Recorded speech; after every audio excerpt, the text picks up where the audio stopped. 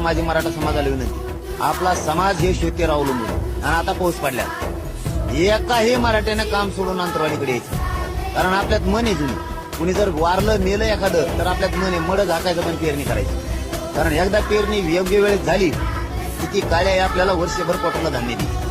आपल्याला पोटाला लागतंय, देशाला पोटाला लागतंय. इकडं तोटा होता कामा नाही शेतीचा. इकडे एका नाही इकडे तुमचा मुलगा म्हणून महाराष्ट्रातल्या सगळ्या मराठ्यांचा मी खंबीर इथं लढायला.